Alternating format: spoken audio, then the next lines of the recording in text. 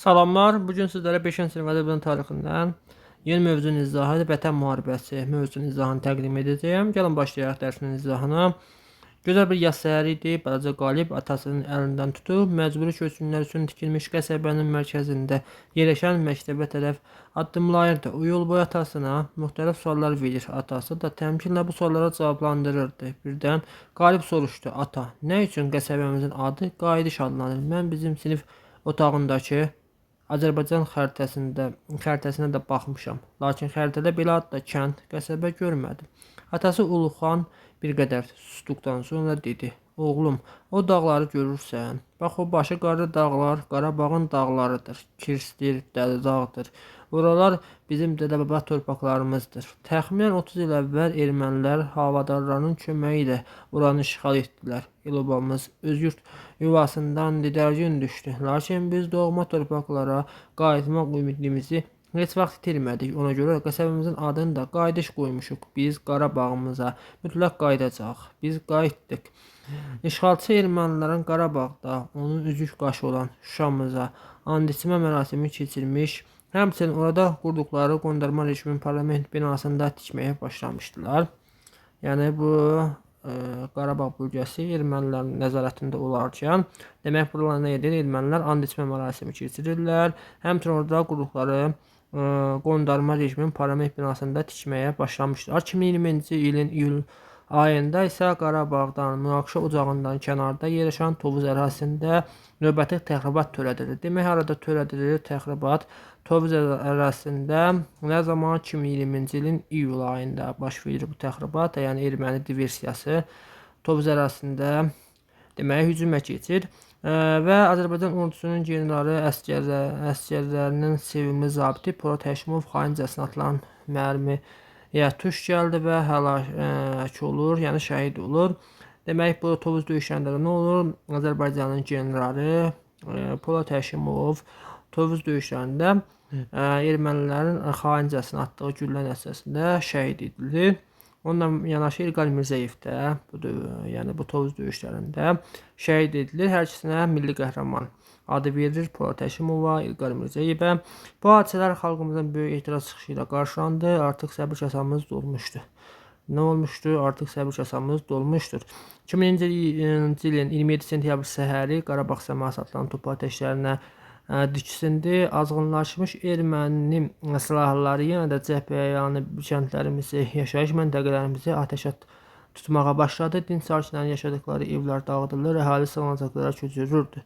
Dinc əhalinin atəş tutulması, həmçinin Ermənistan silahlı qüvvələrinin ordusunun hücuma keçməsi Azərbaycan ordusunun cavab tədbirlər görməyə vadar edirdi.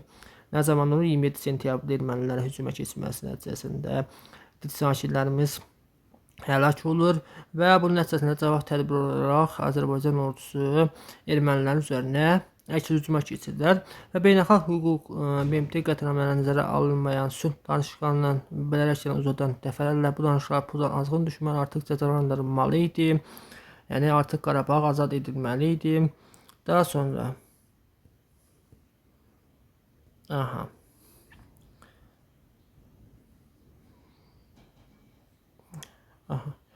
deməli, Ali Baş Komandan ölkə prezidenti İlham Əliyevin əmri ilə Rəşadət ordumuz bütün cəbhəyanı geniş əks hücuma başladı. Nə edir? 27 sentyabrda Azərbaycan ordusu geniş əks hücuma başlayır. Qısa müddətdə Rəşadət ordumuz düşmənin 30 il ərzində hazırladığı möhkəmliyi və keçirməzliyə öyündüyü müdafiə xətti yarıldı. Dağlarda qurduğu yeraltı istehkamlar darmadağın etdi. Müasir silahlılar, dronlar, yüksək dəqiqliyə malik hərbi texnikaları bacarıqla tətbiq edən Azərbaycan ordusu Qarabağ səmasında üstünlüyü ələ aldı. Nə edir? Yüksək texnologiya, yəni dronlardan istifadə və Azərbaycan ordusunun rəşadəti nəticəsində nə edir? Azərbaycan ordusu Qarabağ səmasında üstünlüyü ələ aldı. İndi səmada yalnız Azərbaycan şahinləri hakim idi. Düşmənin bütün hava hücumundan müdafiə sistemi PUA-ların dəqiq zərbələri ilə məhv edildi. Demək, ermənilərin hava müdafiə sistemləri nə edilirdi? Dronlarla pualarla məhv edilirdi. Quru döyüşlərində düşmən müzəffər ordumuzun ardıcıl zərbələri altında aciz duruma düşmüşdü. Hərbi əməliyyatlar ilk günlərində Talış kəndi və Suqovuşan qəsəbəsi azad edilir. Demək, hərbi əməliyyatların ilk günlərində nə edilir? Talış kəndi və Suqovuşan qəsəbəsi azad edilir. Tərtər istiqamətindən bilirik ki, əvvəlki dərslərdə də bilirik ki, 2016-cı il aprel döyüşlərində də Talış yüksəkliyi azad edilmişdi. Kəlbəcərdə hündürlüyü 3000 metr çatan Murov yüksəkliyi düşməndən geri alındı. Bu da nə zaman olur? Bu hərbi əməliyyatların ilk vaxtlarında olur ki, həm Murov, həm Talış, həm də Suqovuşan qəsəbəsi demək azad edilir. Düşmən Füzuli istiqamətində ağır zərbələr endirildi.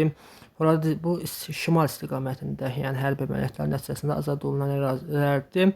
Daha sonra düşmən Füzuli istiqamətində ağır zərbələr endirildi. Horadiz istiqamətində əks-hücuma keçib hərbi birləşmələrimizi mühasirəyə almağa cəhd edən erməni silahlı birləşmələri tamamilə məhv edildi. Hansı istiqamətdə tamamilə məhv edilir? Cənub istiqaməti, yəni Horadiz Füzuli istiqamətində, Füzuli rayonundadır. Horadiz istiqamətində əks-hücuma keçib hərbi birləşmələrimizi mühasirəyə almağa cəhd edən erməni qüvvələri nə edilir? Məhv edilir. Xeyli sayda düşmən texnikası, tanklar, toplar, avtomobillər düşməndən qənimət kimi götürülür. Artıq Azərbaycan ordusunun qarşısını almaq mümkün deyildi. Arxa cəbhədən əhalidən böyük mənəvi dəstək alan Azərbaycan əsgərləri düşməni hər yerdən qovdu. Bir-birinin ardınca Cəbrayıl, demək Cəbrayıl azad olunur. İlk rayon mərkəzi, yəni Cəbrayıl şəhəri azad olunur. Nə vaxt olur bu? Oktyabrın 4-də Cəbrayıl azad olunur. Daha sonra Füzuli oktyabrın deməli 17-sində azad olunur. Sonra Zəngilan oktyabrın 20-si, Qubadlı oktyabrın 25-i, deməli şəhərləri nə edir? Bu şəhərlər azad olunur və ətraf kəndlər düşməndən təmizlənir. Məğlub edilməz Ermənistan ordusu döyüş meydanında canlı və texniki baxımdan ağır işgəncələrə məruz deməli qalmışdı. Aciz duruma düşmüşdü. 2000-ci ilin noyabrın 8-də Azərbaycan televiziyası elan etdi. Ali Baş Komandan İlham Əliyevin xalqa müraciəti olacaq. Bütün Azərbaycan xalqı səbirsizliklə ekranların önündə ölkənin başçısının çıxışını gözləyirdi. Budur, canlı yayın başladı. Ali Baş Komandan elan etdi. Bugün Şuşa şəhəri düşmən işğalından azad edilmişdi. Yaşasın Azərbaycan, yaşasın Qarabağ Azərbaycandır.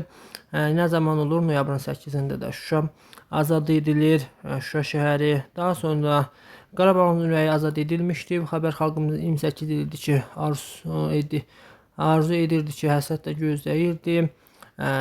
Bütün ölkə bu möhtəşəm xəbəri bayram edirdi. Şuşa əməliyyatı Azərbaycan əsgərlərinin möhtəşəm əsəridir. Bu əməliyyat dünya hərb tarixinin döyüş nümunəsinə çevrilmiş ordumuzun xüsusi təyinatlı qüvvələri Şuşa şəhərinə Pənah Əli xanın yadgaridir. Heç bir texniki ağır silahlardan istifadə etmədən əlbəyaxat döyüşçüləri azad etmişdi. Yəni bu döyüşlə xüsusi əməliyyatlar tarixə düşmüşdü ki, yəni heç bir ağır silahlardan istifadə edilmədən Azərbaycan ordusu xüsusi təyinatları əlbəyaxat döyüşlərlə bu şəhəri, deməli Şuşa şəhərini azad etmişdilər. Şuşanın işğalından azad edilməsi düşmənə böyük zərbə oldu. Bir gün sonra noyabrın 9-dan 10-na keçən gecə üç tərəfli Rusiya, Azərbaycan, Ermənistan bəyanatı imzalandı. İşğalçı Ermənistan dövləti Azərbaycan Respublikası Ali Baş Komandanının təklifini qəbul edərək təslim oldu. Bu bəyanata görə Ağdam, Kəlbəcər, Laçın rayonları da bir gülə belə atılmadan Azərbaycana qaytarıldı. Deməli Ağdam, hansı rayonlarımız yadımızda saxlayaq? Ağdamdır, Kəlbəcər və Laçın da müharibədən bitdikdən sonra bir güllə atılmadan Azərbaycana geri təhvil verilir. Ağdam deməli şəhəri noyabrın 20-si, Kəlbəcər 25-i, dekabrın 1-i isə Laçın Azərbaycana təhvil verilir. Vətən müharibəsi sentyabrın noyabrın 10-na davam etdi. Düşmən Qarabağda əlverişli mövqelər və strateji yüksəkliklərə hakim olmasına, güclü yeraltı yerüstü istehkamlara qurmasına baxmayaraq 44 gün ərzində müzəffər Azərbaycan ordusu tərəfindən darmadağın edildi və Vətən müharibəsi Azərbaycan xalqının qələbəsi ilə başa çatdı. 44 günlük döyüş əməliyyatı dövründə Xalq Ali Baş Komandan ordu birliyinə deməli ordu birliyi düşməni lərzəyə saldı. Lərzəyə salan əzəmətli qüvvəyə çevrilməklə yanaşı bütün dünyanı da heyrətə gətirmişdi. Ali Baş Komandan xalqına arxalanaraq bütün müharibə boyunca qətiyyət nümayiş etdirdi. O xarici təzyiqlərə sinə gələrək hər məqamda Azərbaycan haqlı mövqeyini dünyaya bəyan etmişdi. Qardaş Türkiyə Azərbaycana mənəvi dayaq qoyaraq qələbəmizdə öz qətiyyətli mövqeyi ilə mühüm rol oynadı. Türkiyə istehsalı olan Bayraktar PUA-ları düşmənə qorxunc rüyasına çevrilmişdi. Həmçinin İsrail istehsalı olan PUA-lardan da 44 günlük Vətən müharibəsində istifadə edildi. Bu da havada üstünlüyümüzü ortaya qoymuşdu. Deməli, bunun nəticəsində 27 sentyabrda müharibə başlanır. 9-un 10-na keçən ildə isə müharibə başa çatır və deməli, bununla da 44 günlük Vətən müharibəsi nəticəsində Azərbaycan Qarabağa qovuşmuş olur. Qarabağ azad edilir. Vətən müharibəsinin başlanma səbəbləri nə idi? Başlanma səbəbləri yəni uzun müddət idi ki, 26 il idi. Yəni Qarabağ 30 ilə yaxın Qarabağ ermənilərin nəzarətində idi. Yəni qisas var idi. Həmçinin Xocalda bizlərə qarşı dəhşətli qətliyam törətmişlər. Qisas hissi var idi və Azərbaycan xalqı buna görə Azərbaycan ordusu rəşadətlə döyüşürdü. Və bunun nəticəsində həmçinin 2020-ci il Tovuz hadisələri Azərbaycanın səbir kasasına daşırmışdır. Generalımızın şəhid olması. Bu proseslər müharibənin başlanmasına səbəb olur. Vətən müharibəsində qələbənin səbəbləri. Qələbənin səbəbləri də Azərbaycan ordusunda idi ki, Azərbaycan ordusu ümumiyyətlə vuruşması, həmçinin texnika baxımından üstünlük olmağımız, PUA-lardır, yəni dronlardan istifadə etməyimiz, bu amillər Vətən müharibəsində qələbənin səbəblərindən olur. Ən əsas səbəb isə Azərbaycan ordusudur ki, Azərbaycan ordusu rəşadətlə vuruşması nəticəsində.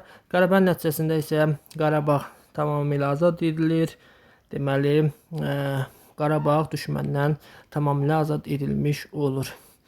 Bununla da 30 ilə yaxın həsrətində olan Qarabağ həsrəti sona çatmış olur. Deməli, dərsin izahı bu qədər oldu. Sağ olun.